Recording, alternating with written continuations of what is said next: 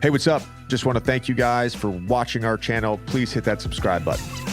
This is not a knock on Joe, but do you think some of that is just Joe being younger, being a rookie coach, being thrust into a head coaching position, whatever it was, 4 days before training camp? Like, do you know what I mean by that? Because I think the credibility part has to be earned. And when you've played in the NBA like Ime, certainly had opportunities to interview for head coaching jobs and served under Pop, or coached under Pop. But it just seems like Joe, to me, got put in a tough situation to start this year. And the credibility part is so important in the NBA. And I don't necessarily think like he got a fair shake in that regard. And you were there. I'm curious to get your thoughts on that. Yeah, I would agree with that because you're put in a position where a team that just went to the finals and the goal is to be able to go back. You have, quote, a better, more talented team with Malcolm added and potential Danilo before he got hurt. And now you're asked to go from being a backseat assistant to the head coach and lead the guys who were under the most recent head coach. So I think it was a difficult position, but I also think that as time will go on, he'll be able to come into his own right as a coach. I think last year was more, I don't want to mess anything up. So it was like, I don't want to ruin the ship that's on its way and sailing. So rather than like truly trying to change things, it was more so like I'll adjust the things that I feel like we needed for the finals and to get better. So that's why the offensive side of the ball was so emphasized. Versus now, I feel like he'll be able to really put in the principles that he believes in as a coach and truly coach the guys to his fullest extent and level, because now he has a full year of head coaching under his belt. He'll have a little bit of respect not only within the locker room, but also in the organization and league. So he'll be able to take a little bit more risk and be a little more aggressive in his style. Versus, I think before it was more like I'm here and I'm going to lead these guys, but at the same time, we've all been there. Let's trust the players and trust like where direction they're trying to push us in. Yeah. The one thing I'll say too about Joe is he's an all-time press conference guy. He's an all-time press conference guy. The guy gives great quotes. I want to go back to the connectivity word because I think there's a couple things that I would, as an observer, and this is why we have players on the podcast to get your insight. I think as an observer, the two things I would say about the Boston Celtics were, regardless of who was the head coach for the last 2 years, I felt like late game execution and late game decision making was an issue. And then this year, I felt like connectivity really was at times a lack of connectivity was apparent on the defensive end, where that last 3-4 months of the regular season and playoffs, defensively under Ime, the rotations, the scramble, the helper type thing, it was just there. And you guys defensively were, I think, in terms of the modern NBA, were as good as I've seen. And I didn't necessarily feel that or watch that this year. And I just want to get your insight and your sort of thoughts on that, both late game execution offensively, but also just the connectivity on defense. Yeah, I think the late game has grown because like before, I think as our true superstars wasn't natural. I think it's first for them to pass and move the ball, and they've gotten so much better at that, which is why I think our late game numbers have gotten better from the first year I've gotten here to the last. Definitely one of those where I think when guys don't necessarily hit shots or guys aren't really as role players, we aren't doing our job. I think that's when we see problems because it goes from kind of the moving the ball to a little more aggression downhill and trying to force the issue and make a play, which is understandable as a star, but we start that sooner rather than later when it's in the fourth quarter, closer games. So I think that's part of the reason why the late game probably offense isn't as elite as we have during the course of the game. Like you think of our first quarter, second quarter, third quarter, you see the movement, you see the connectivity, but then in the fourth quarter, we slow down, our pace slows, and we try to make sure we don't lose the game rather than going out to win it. So I felt like that's a little bit why on the late game connectivity side. And then in terms of the connectivity on the court defensively, and I think it's a matter of emphasis.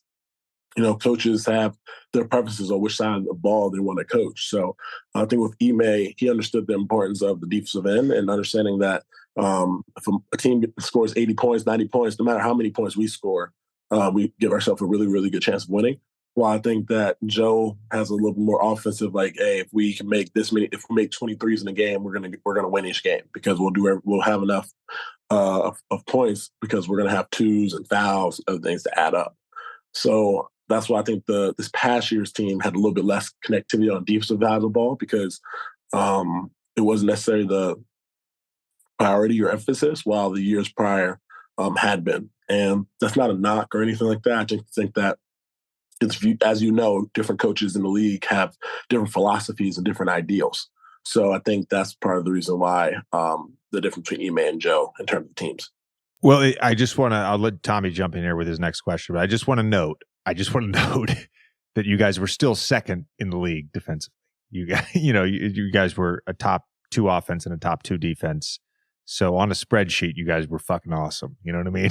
Like it's not, I think it's more about what I watched versus what the numbers said. And the numbers were still fantastic. That Joe still coached a top defense in the league. But it just seemed like at times the rotations, the trust in the drop at times, the trust in the switch at times, the late game matchups at times, it all felt a little discombobulated. And again, like I think we talked about this at the White Party a little bit. I think at times when you are a head coach, you're under an insane amount of scrutiny. And I think for someone who's going through it for the first time, in the same way that we look at a rookie NBA player or a second-year NBA player, right? We allow them growing pains and allow them to learn lessons along the way. And whether it's because it's Boston or whether it's because you guys had been in the finals before, like I think to some degree, Joe probably didn't get a fair shake in terms of the scrutiny that he was under. Is that fair that I'm saying that? Like, or am I off base on that? I wouldn't say necessarily it's fair or off base because I think that both him and Ime got a little bit of that. Joe probably had a little bit worse just because he came into a situation that was already established and had to kind of lead a crew that on paper was more talented than the years prior. But I think that they both handled it with a good level of confidence and maturity. Joe did a good job of taking things on his head and trying to take the blame a lot, right? And also, try to say that he has to be better as a coach, which I think that he had a little bit of that, had to be better, but also at the same time, I thought he did a phenomenal job with the times that he truly was truly challenged. He could have crumbled and folded completely, and he did it. So I definitely think that he definitely received a lot of scrutiny and definitely received a lot of the blame. While as players, we probably could have helped him a little bit more too, because I think that's a little bit of a difference between Joe and Ime too. The difference between like them both, Ime was a little more player empowering in the sense of like we were on the court and we saw something, we were able to like just change the coverage immediately and like he would trust the guys and what we saw. And he would ask us why. Like he would ask us like, all right, like we're playing the Heat and Jimmy Butler and Bam, they're pick and roll or they're starting to screen with Jimmy. And I'm like, all right, let's move out of Jimmy and let's move me to Bam. And let's switch anything Bam and Jimmy and then anything with them on somebody else will play as a drop or as a touch and make sure they're the guys that have to make the play with the ball afterwards. And he'd be like, yeah, cool, let's do that. And he like would have respected it because he sees it himself on the court as well. And then while Joe, I think he had more of a like, I wanted to kind of dictate the matchups, dictate the coverages we were in, and have like a full kind of control of the game because he's observing it from the side. But I think there's got to be a mix of like both in the sense of players have to have that communication and ability to walk up and be like, hey, either we don't think this is working or at the same time, like the coach has to be able to have the trust in the player to be like, no, it might not be because like the coverage itself is bad. It's just you guys aren't playing hard. I think that's what Ime did like a great job of saying like, no, we're not going to freaking let you get away with this. He would literally like, we're not letting you bullshit through this game. And next you know, you would like he would say, go guard the ball. And you would have this like sense of like, okay, maybe it's like, let's try this a little bit harder. And if it doesn't work, then we can switch. While I think that it was a little bit of kind of figuring it out on that side of the ball this past year. Like if things weren't working, let's try something else.